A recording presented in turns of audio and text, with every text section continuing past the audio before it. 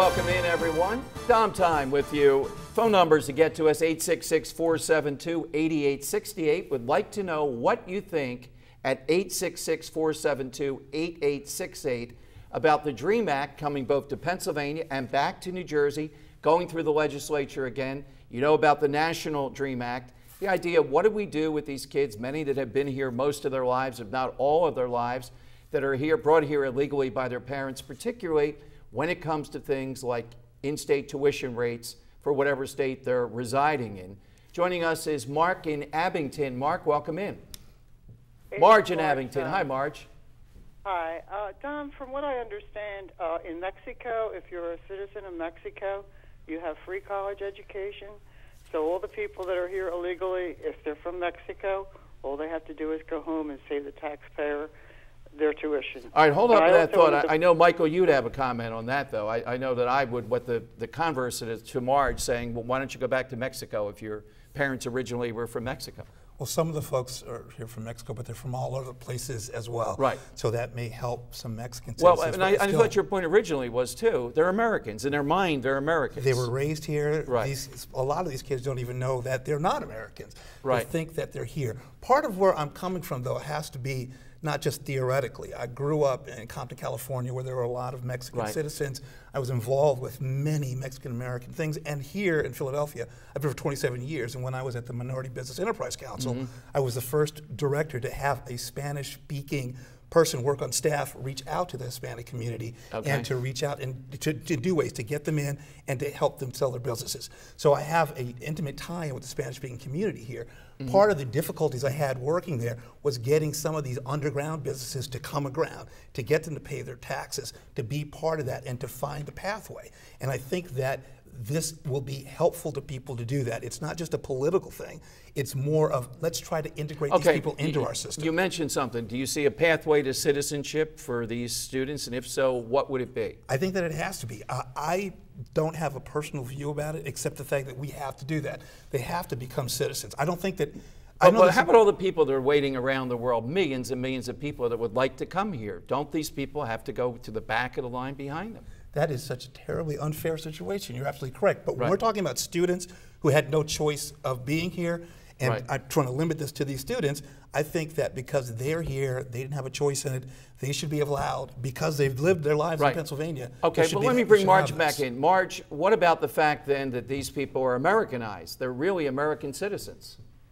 Well, my question, Dom, is how about the people that are here with a green card? Would they expect in-state tuition for those people as well, or is it just for illegal aliens? I don't know.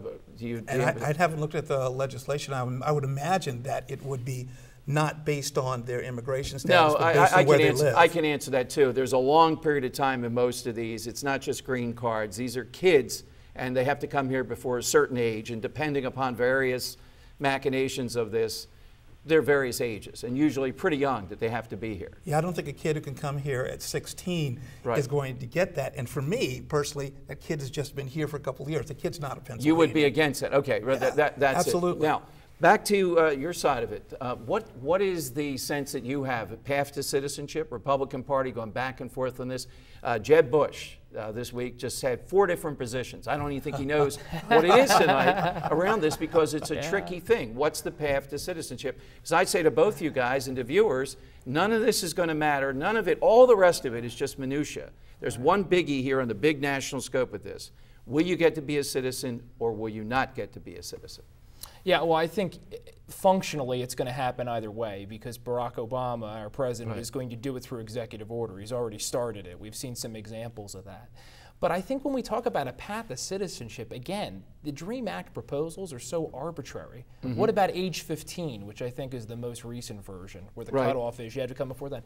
I mean, you know, why is that the arbitrary cutoff that they've decided? You have to have some age. I think they're going to pick something at some point. But see, that's exactly my point, though, because, and this is what it comes down to for me, the president's proposal, the Democrat Party-backed proposal at the national level, and the DREAM Act in New Jersey, they're politically motivated. If you're really interested about making these kids productive, wonderful American citizens that are able to achieve the American dream, you would have a holistic approach. You'd have a worker program for some of the individuals who want to come in here and work here, but we know that they go back and forth because of the economy. I mean, there's a reason why Mexico has free tuition. Their economy is a basket case. Well, not now.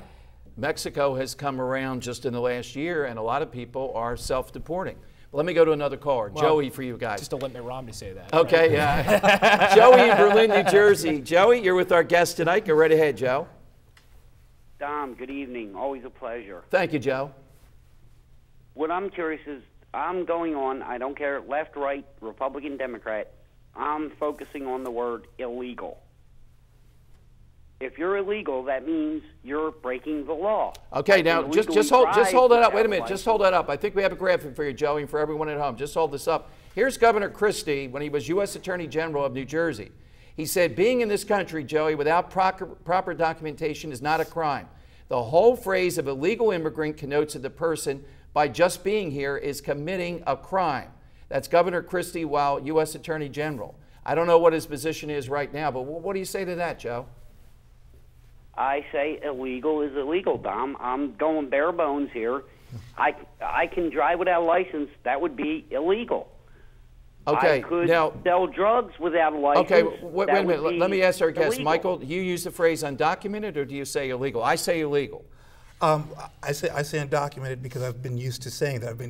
This is something that I've used for decades. I mean, undocumented sounds like a guy that walked out without his wallet if I came over here tonight, right? That's undocumented. Kind of like language is like really important, and some folks will say this and some will say that. My point, though, and I understand Joey's frustration about saying that it's a crime. Part of the crime, though, and an element of the crime is you have to do this on purpose. These kids didn't do anything on purpose. They just came with their parents. Right. And to say that because that's, even though you call them undocumented, illegal, they were kind of kidnapped in a sense. They just were here, they went to school, they think they're Americans. Yeah, Joey, what about it? The kids did not make a conscious decision to come here illegally.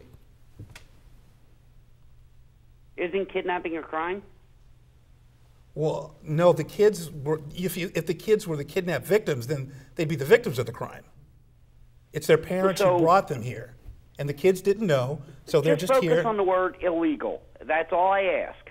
Well, I am focusing on it. But Joey, part of illegal, the law. A part of breaking the law, you have to have a purpose, or you have to do it on purpose, or you have to at least be like lackadaisical about something. These kids had no choice but to be here because their parents brought them here.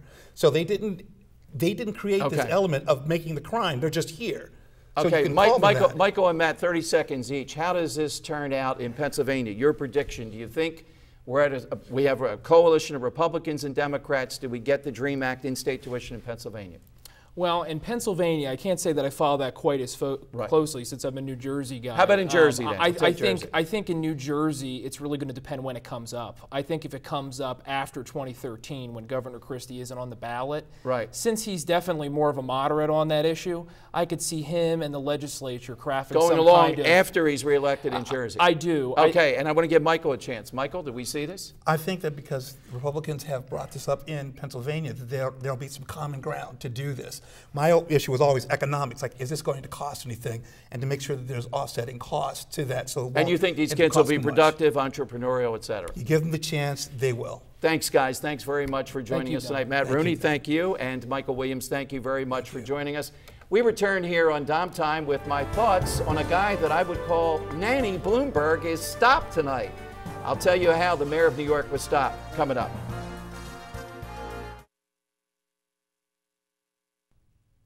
Hey, welcome back to Dom Time. I really like it when there's breaking news and we're live with you to tell you that Mayor Bloomberg has been stopped tonight. Tomorrow would have been this long awaited by the mayor and other Budinskis, their sugar battle in New York with the 16-ounce drinks and the rules and the complications that I've interviewed people, what they would be facing, just trying to get you a latte or a Dunkin' Donuts or something in the morning or afternoon would have been massive. Starbucks said that they were going to defy the mayor tomorrow, but a judge tonight has ruled that Mayor Bloomberg, affectionately known as Nanny Bloomberg, has overstepped. He's overreached here because the judge said this was arbitrary and capricious. Translation, it wasn't across the board that we were seeing anything like this regulation to prevent people from drinking more than 16 ounces.